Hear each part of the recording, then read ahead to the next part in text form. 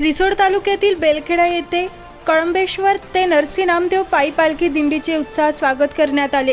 संत श्रीपाद बाबा आणि संत रामदास बाबा यांच्या नावाने निघालेल्या या पायी पालखी सोहळ्यात सहभागी झालेल्या वारकरी भक्तांसाठी बेलखेडा येथे शेतकरी पांडुरंग विठोबा नरवाडे यांच्या वतीने चहा पाण्याची विशेष व्यवस्था करण्यात आली।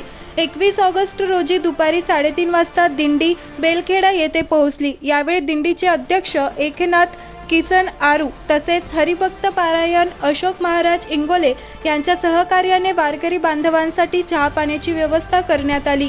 या सेवाभावी उपक्रमाबद्दल पांडुरंग नरवाडे यांचा शाल व श्रीफळ देऊन संत श्रीपाद बाबा व संत रामदास बाबा पालखी सोहळ्याच्या विश्वस्तांच्या हस्ते सन्मान करण्यात आला। यावेळी वारकरी विनेकरी तसेच तुळशी वृंदावन घेऊन पायी चालणाऱ्या भाविकांचे श्रीचरण पूजन करून दर्शन घेण्यात आले। चहा पाण्याची व्यवस्था मिळाल्याने भाविकांनी समाधान व्यक्त केले। संत नामदेव महाराजांच्या दर्शनासाठी निघालेली ही दिंडी पुढील मुक्कामासाठी आसेगाव पेनकडे रवाना झाली।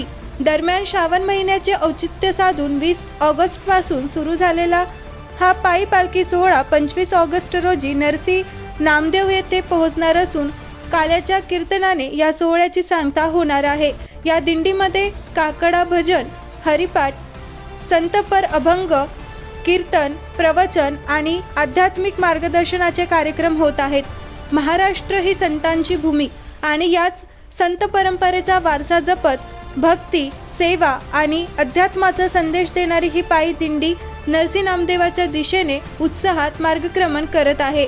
कळंबेश्वर ते नरसी नामदेव या भक्तिमय प्रवासात अनेक वारकरी, कीर्तनकार आणि साधक सहभागी झाले असून संपूर्ण मार्गावर भक्तिमय वातावरण निर्माण झाले आहे। बेलखेडा येथे करण्यात आलेल्या चहा पाण्याच्या सेवेमुळे वारकरी भक्तांचे मन तृप्त झाले आणि सेवा हीच खरी भक्ती असल्याचा संदेश या उपक्रमातून देण्यात आला आहे।